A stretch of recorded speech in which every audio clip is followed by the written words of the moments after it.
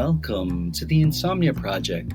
Sit back, relax, and listen as we have a calm conversation on topics that you may find mundane or you may find interesting, but we'll talk in calm tones to help lull you to sleep, hopefully. Anyways, I'm your host, Marco Timpano, and you're listening to the Insomnia Project. Thank you to all our recent reviews, of which people have been putting on the podcast, giving us 5-star reviews and saying how wonderful the podcast has been for them during this time. Speaking of wonderful, I have a guest who I've been wanting to have on the show for a while now, and I'm glad we were able to make this happen. Arpita Ghosal, welcome to the show. Thank you, Marco. It's a pleasure to be here. You have an online magazine, and that's how we got to know each other, because you did an article on me. And can you tell us about this magazine? Sure. It started, I'm going to take us back to 2004 when I should mention the name of the magazine is SesayArts. Yes, thank you so much. No problem. So in 2004, I started a neighborhood music studio, and I was the neighborhood music teacher, teaching music and movement to young people. And as my students grew in age and my studio grew, I would get requests from parents about where to take their children and what their children might enjoy seeing, because they knew that my whole family are arts adorers. We love to go out and see things. We love to go and we like to applaud people live, I like to say. Wonderful. And so in response to my parents, I thought, instead of just telling them in and around the classes, why don't I write it down? And so, Marco, at that time, I had been out of arts journalism for many years. I had no contacts at all. And I thought, how do you start again? Sure. And so at that time, there were several productions that have been adapted from books. And as a reader, I certainly knew the source material and was very curious about the stage adaptations. So I just started writing for myself, really, how these adaptations had been created. So how did the book Three Musketeers get turned into a play? How did Annie, which started as a comic strip, get turned into a musical? And then I started, emailing publicists just to introduce myself and ask if there was any possibility about writing about the show specifically. And then I went away for a summer holiday, as parents do. And one evening in the Boston Museum, I got an email reply to an email I had sent in May from a wonderful... Your trip was to Boston.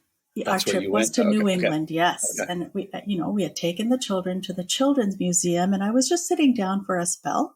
What a wonderful museum, by the way. It really is.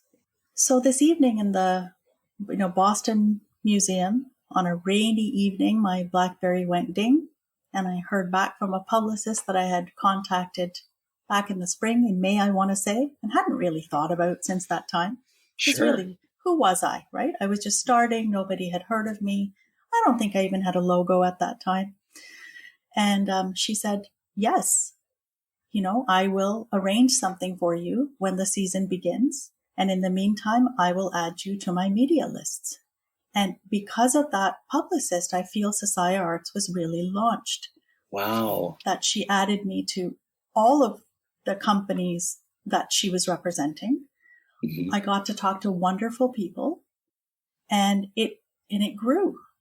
And, and I feel so grateful to her. I remember that moment. Wonderful. And it brought me in contact with people like you. That's so wonderful. It's amazing how one person can really shift multiple people's lives through one little act, like sending an email like that. Absolutely. Absolutely. You can find a SesayArts magazine online at SesayArts.com. I'll put it in the show notes. It's SESAY arts.com. But tell me about the name of the magazine. It's something I've always been curious. I read it. The magazine, I should say, focuses on artists, theater, dance, music, books, podcasts, things that I find incredibly interesting. But I want to know about the name. Sure. I love to talk about the name. Yeah. When we began as a music studio in 2004, because Sesaya and SesayArts, I like to think of them as sister companies. I see. And just to go back to your original question for a moment, those Sure. articles used to appear on sesaya.com as like one blog post at a time. I see. Because really, that's how many stories we could get at the time. We really grew one by one. At that time, we were looking for a name with a .com domain. I see. So we thought it would be easier for people, in the early days of the internet to hit .com rather than .ca, which was just appearing at the time. Sure. So we took the letters of our children's names and we put them together. So the SE was the name of our very first dog, Septimus. Okay. All of our children have a YA in their names. Okay. And two of them have an SA. So my husband played around with those sound bits and we got Sesaya.com, and we thought it was playful. We thought it would be fun for a child to say. It was very representative of our family. And we got the .com domain. So wonderful. It's interesting because when I talk to people about your magazine, we all say it differently, the name of the magazine. So I was saying SesayArts. That's right. And other people were saying Sesay, like as in to say something as though the magazine says something. So SesayArts. I like that. Yeah. So only speaking with you now, because our conversations have all been online as of late, do I know the pronunciation of your magazine. So that's so wonderful. I like the say in there. Thank you. Yeah. Listen, I like that. And because your magazine does have something to say. Now, you mentioned dogs, and I noticed on your Instagram, there's a lot of photos of dogs. I don't know if they're contributors to the magazine, but there's always books around these dogs. Can you tell us about these dogs that are in the photos on your Instagram? I think they like to think of themselves as literate. Okay. We're a dog-loving family, and Sesaya has the name of the very first dog, Septimus. Sure. A name that we found while watching a play, by the way. Oh, wow. We like to think of them as mascots, if you will. Sure. And some of those photos with the books were real. They were actually not staged. So they would be curled up around a book. Like there's one little sofa in the kitchen they're allowed to go on. Oh, I see. Yeah, they're not allowed on the furniture. Okay. Not that they don't sneak on, but sure. And sometimes I will have found them, especially Apricot, our puppy, curled around a book that maybe I've put down there or one of my children has put down there. And, it's you have to take the picture. Sure. Of course. How can you not? It's almost like it was meant to be. And so, if you see your dog curled around a book, especially by one of your favorite authors like Jhumpa Lahiri, it's almost like they're saying, hey, you have to take the picture. Mm-hmm. But yeah, we're huge dog lovers, both rescue dogs, by the way. Oh, that's wonderful. That's so wonderful. They're gorgeous dogs. They're like, I invite our listeners to go to your Instagram, SesayArts Magazine. Once again, I'll have the link on our show notes to see these adorable dogs in those photos. Oh, they're fabulous. And it's, I have to tell you, there is a very acclaimed math professor. Yes. Who, her name is Jo Bowler. She teaches at Stanford. And in addition to how she has transformed math teaching, she's written highly readable books about math pedagogy. And one day I came and I found my dog Scrabble wrapped around her book. And she liked the picture. Well, there you go. Again, not staged. Maybe Scrabble with his literary name was having a math moment. I don't know. But do. We have a lot of fun. We're not terribly serious people at Sure. SesayArts. Who knows? Maybe Joe Bowler's work really resonates with the canine world. You know what? And it should. And it should. It should. Okay, so tell me, how do you find the various topics to cover, or where do you source the material, whether it be books or the plays that you cover in your magazine? I find that fascinating. Do they come to you through publicists, or do you seek books out, or is it through word of mouth, through friends? It's a combination of all of them. I see. So sometimes I will get, the press releases and something will really catch my eye. And sometimes things come about, in a meant to be kind of way. And I say that because the people that I've encountered that have found me, or that I've found through someone else, have ended up being,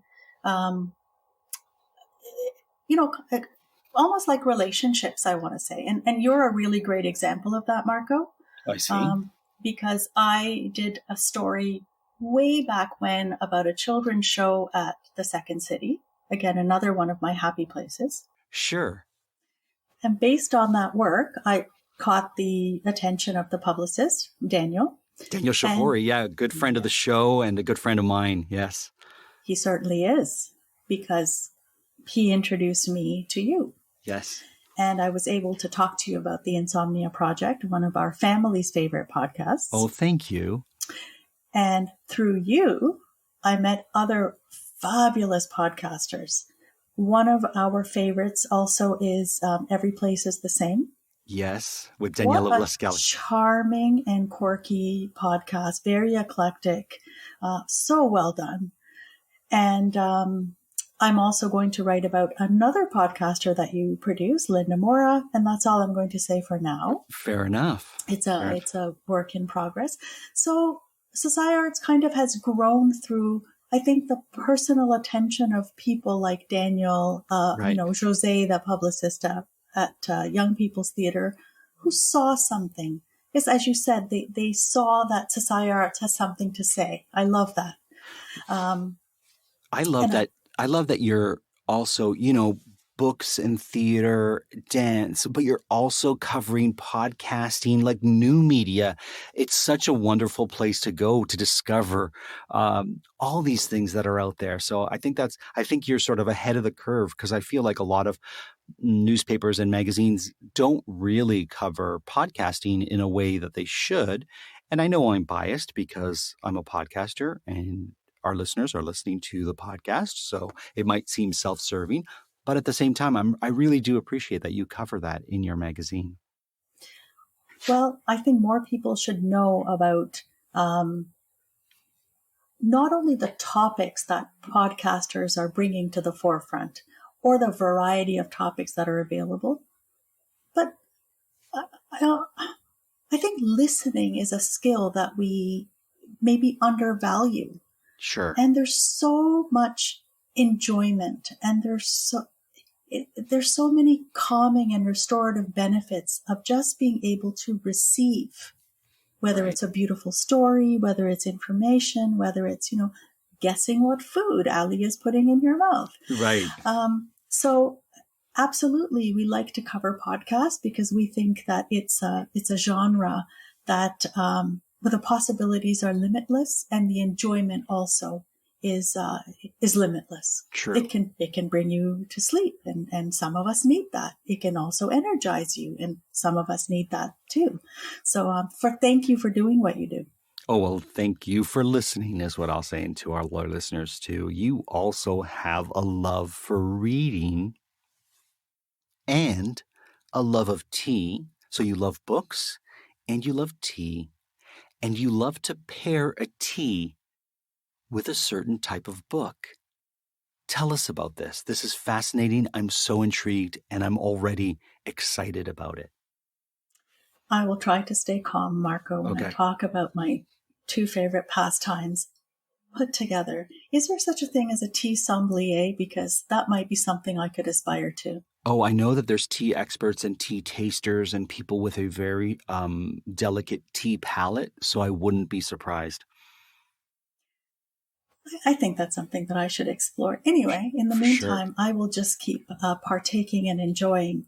But I find typically I will pair teas that are calming when I'm reading for enjoyment. So that's when I will bring out the lavenders, the chamomiles, the teas with bergamot, because when my purpose for reading is to calm myself down and get lost in a story, right? I want to stay away from the black teas that will perk me up, or the green teas that, have more caffeine than I feel my spirit needs in that time. So I highly recommend to your listeners trying a beautiful rooibos with some citrus notes, some beautiful floral teas when they're reading a gentle book. Okay. Not necessarily the mysteries, which, kind of get our adrenaline up. Right. But it's a beautiful pairing to have a relaxing cup of tea with a book that you're really lost in to enhance the whole experience. Okay, so let me ask you this. When you pick up a new book and you haven't read it, and maybe you're covering it for your magazine, or maybe you're just reading it for delight, do you examine the book, read the back cover, and decide what tea you're going to pair with it? Or do you base it on the cover itself? Or do you need to read a bit and say, oh, I know the tea that I need here? Can I also just tuck in before I answer your question? Of course. I love the smell of a new book. Okay. There's something about the smell of the pages. Sure. And the sound when you open the book for the first time. Yeah. And it's new. It's like the book speaks to you before you even read a word. That never gets old. Right. All right. I have to say, I like to read a bit of the book to understand the tone of the book before I choose my tea. Oh, I see. Okay. And I rarely drink coffee when I'm reading. It's always tea. And typically leaf tea that I will put in a bag. Okay, why not coffee? And then I need to know why leaf tea and not just a orange pico bag already prepared for you. Okay. I'm all about convenience, but there's something about the ritual of measuring out the tea, putting it in a bag, and then pouring the hot water on top of it. Maybe it reminds me of my grandmother when she made tea with leaves in a pot, covered it with a tea cozy. And she had, of course, rinsed out the teapot with hot water first to bring out all the flavors, and then poured the tea through a tea strainer before handing it to the guest, for tea at 4:00. So maybe it's all of those homey memories, the associations I have. And it was always tea that was served and not coffee. Okay. So coffee I associate in the morning. It gets me ready for the day. I am very spoiled, Marco. My husband brews beautiful coffee. He's a coffee connoisseur. I'm a coffee connoisseur. So Are you? Me and your husband would have to go tete-a-tete. Well, I'm an espresso-based coffee connoisseur. So if it's drip coffee or French press coffee, that's not where my eye lies or my taste buds lie. But if it's an espresso-based, I could talk for hours about it. Let me ask you this. Do you drink coffee when you listen to podcasts? Typically, no. When I'm reading or when I'm listening, I tend to drink tea. Then it begs the question, when do you drink coffee? What are you usually doing at that time? First thing in the morning, trying to wake up. Okay. And Marco, I really enjoy it. And I had my first cup of galao last week at a Portuguese bakery. That's the name of the bakery? No. The coffee. It's a coffee and it's espresso based. And that's what reminded me, your love of espresso based coffee. So I want to say it's like a Portuguese latte. I see. And one day maybe we will meet. I cannot wait. And we Galau, will it's have called? Galau. Okay, Yes. I cannot wait. Look, I just professed to be an espresso expert, and then I've encountered something that I've never even had the pleasure of enjoying. Okay, you mentioned games earlier with me, like board games. Do you have a favorite board game? Because I've recently really gotten back into board games. So have we. We've Okay, been playing a lot as a family I see. and really enjoying it. Okay, So we have gotten back into Sorry. okay. There's a game called Ludo. I know that it's very popular in India.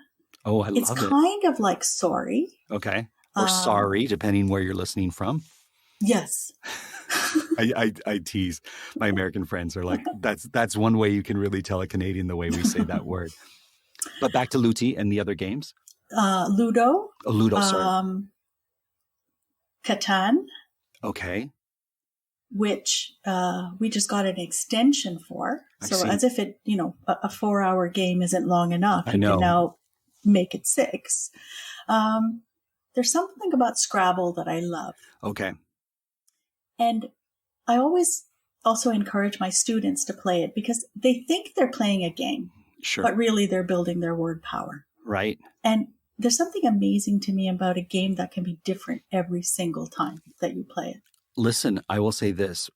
I can tell that you love Scrabble because one of your dog's name is Scrabble, if I'm not mistaken. But have you ever played Scrabble in a different language? So you could play it where it's like, we're going to play Scrabble, but you cannot use English words. You can use any non-English word you want. Or if you decide today we're going to play in a language that everyone speaks. I haven't. I hadn't even thought of that. I invite you to do that and let us know how that turns out. I haven't done it either because Scrabble is not my game. Scrabble is too slow. And I studied linguistics. So for me, Scrabble has too many rules that I like to break, much like what I just said, to play it in another language or use no Anglo words when you're playing. But I do love, there's one that's in a little banana case. I think it's called Bananagrams. Bananagrams. That Yes. one I love. That's a lot of fun. Mhm. What's your favorite game? Okay. Now we've opened, I don't know if we have enough time for this, but I will tell you a couple of things. So my favorite all-time game to play with a family, let's say, or with a large group is called Pit, P-I-T. And it's a game that was created back in the 1920s or 30s by a, I wish I could remember his name, by a medium, a very famous medium. I can't remember his name now, one of the most famous. It just so happened he also created this game. And it has nothing to do with mediumship or anything like that. It has to do with the grain trade of stocks. So I happened to be at a friend's house and he pulls out this really old game that his grandparents had called Pit. And I'm like, what's this game? And he's like, it deals with the grain trade, the stock market grain trade, and it has wheat and barley and oats. And just the look of it, Arpita, it was like, this is not a game I want to play. And then his wife said, you know what? It's an old game. Let's play it even for 15 minutes to say we've played it. 3 hours later, I had lost my voice playing this game because it's a fast action game where you're trading cards and trying to make basically your hand of one type of grain before you yell, I've cornered the market on wheat or flax, as if you've cornered the market in a trade on Wall Street, right? And it was so much fun that I ended up at a Barnes & Noble's in Tennessee purchasing that game for my brother-in-law, I believe it was. And I was looking for it and I couldn't find it. And there was a woman who was also looking for a game. And she said, oh, can I help you? Like, what are you looking for? And I'll tell you what I'm looking for. I said, oh, I'm looking for this awesome game called Pit. And I said, when I first played it, I lost my voice. And she goes, oh, I know Pit. She goes, when I first played it, I got a black eye. And it was because of that I have a love for Pit, because it turns out she was playing with her family and her brother-in-law. And this woman was in her, I would say in her early 60s. And she said when she was playing with her brother-in-law, he reached over to grab one of the grains he needed from someone and accidentally clocked her. And so she had a black eye, but she said, it didn't matter. I still love the game. So I invite you to play Pit. Such a great game. And then there's a game that we discovered that my wife and I are playing called Wingspan, which is all about birds and putting birds in their habitats and laying eggs on birds and filling up your habitat. It's an engine building game. And we really like it. It's a relaxing game, which I lose more than I win with her. She just has great bird power. But it's a fantastic game that I also recommend. She's a talented lady, your wife, in many ways. Most definitely, especially when it comes to collecting birds. I'll say that, which I did not know that about her prior to knowing her. You know, in hearing about the lost voice and the inadvertent black eye, yes, reminds me of playing polyconomy with my cousins when we were teenagers. Do you know polyconomy? I had been gifted that one Christmas from a friend of the family, and I think it came to me when I was too young, and I couldn't understand it because you think it's going to be like Monopoly, but it's so much more than that and so much more complex. Could you explain it to our listeners? And remember, we have listeners who are outside of Canada, so you'll have to really sort of define it for all of us. Well, I wish I had prepped a little bit more about this game, but it's okay. To the best of your recollection. I think it was created to teach economics, and I believe it originated in Australia or New Zealand. We'll have to fact check that. But it's a Commonwealth game, and you want to become prime minister. And what I remember from my teenage years is when you're prime minister, you can, a way to gain power and have economic control is through taxation. Right. Well, nowadays, that whole tactic goes so much against what my beliefs are about the collective good. Sure. But when you're teenagers, you just want to win. Right, of course. And we would play this game for hours. My twin cousins from Alberta, my cousin from Kingston and my cousin from Kingston would bring it over. And I found it at a thrift shop. Oh my goodness. A few months ago or last fall. Of course I had to have it. I mean, we haven't cracked it open yet, but I had to have it. Of course you did. Because maybe it's again like those tea associations with my grandmother. Right. It reminds me of playing with my cousins, and as an only child, I loved being with my cousins whenever possible. I still do. Of course. And so I associate even the ruthlessness of those games yes. With playing with the people that matter the most. There you go. So there's polyconomy. So Pitt reminded me of polyconomy. Polyconomy, you're right, is a board game invented by a New Zealander, Bruce E. Hatherley. It is similar to Monopoly, but the board is divided into companies rather than properties, and players compete to acquire properties and investments through stylized economic and political activity. So you did a great job describing it. Thank you. Thank you. My memory is perhaps better than I give it credit for.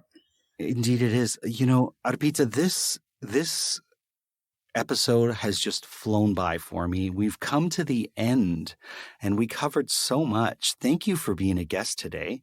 Thank you for having me. As I said, it's one of my favorite podcasts, so you can imagine what an honor it is to be able to speak with you. Well, the honor is ours. Thank you so much, and hopefully you'll be a guest in the future with us as well.